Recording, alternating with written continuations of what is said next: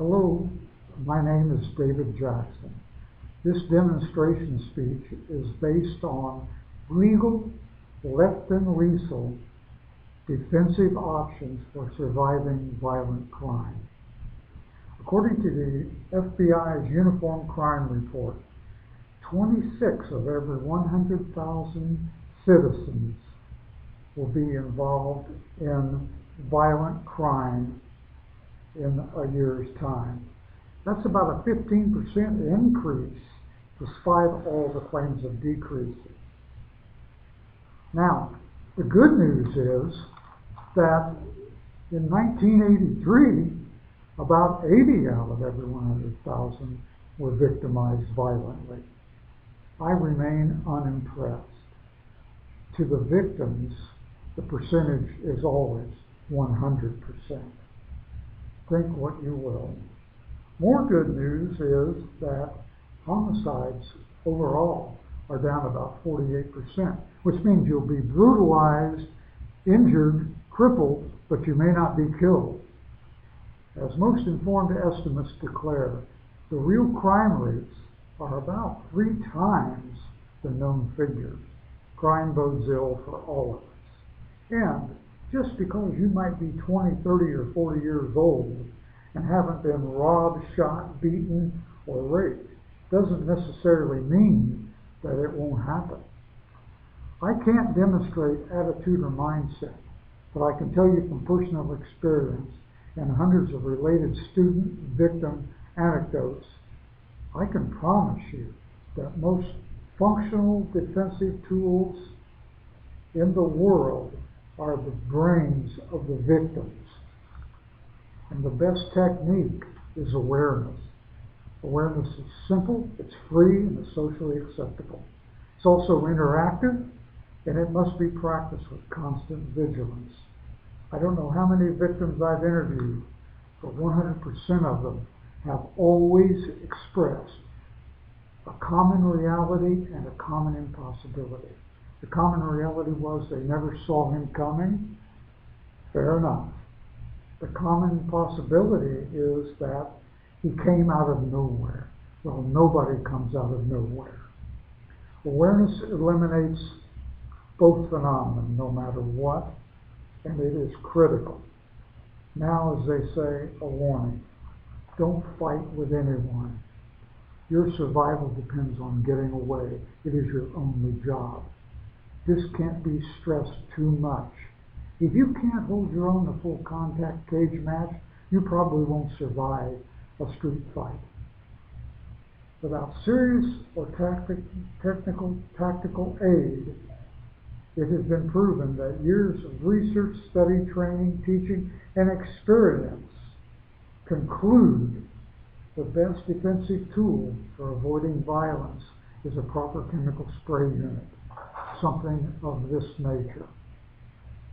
They come in various sizes and types, and they are available just about everywhere, and they are legal. They work. Now, you won't get on a plane with one, you can't get in the mayor's office, but properly used, they will keep you from having to physically confront a potential assailant or an assailant, and you can get out of there without fighting or jeopardizing anybody's life. The best sprays are mixed with a vegetable dye, and they are pepper, oil, resin, capsicum.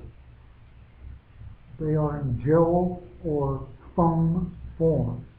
Now, what happens is the stream, if it's not directed right up the eyes, nose, or mouth, seldom works like it should, especially on drugged out people. Sprays and foams do this. They blind, they make it hard to breathe, period, and you can't get it off by rubbing it. You have to wait till it is removed. They work. Now, I want you to know there are options, and the options are why the sprays work, because the options have limitations. The various tools that people use, keychains, whatever, mean you have to get close. You don't want to get close. You don't want this guy to reach out and touch someone, especially you. So, they don't work. Stun guns. They're nice, but you have to turn them on, and if somebody sees you coming with it, and they have a knife or a gun, they're liable to use it on you. If you have to, use a book. Hit somebody in the temple, the bridge of the nose, under the nose, or in the throat with this, and you'll slow them down, maybe even hurt them badly. Stop them for sure. Okay, there are alternatives. Your book bag, your purse. Use it, swing it. If it weighs too much, throw it on the ground and break their feet. These things all work.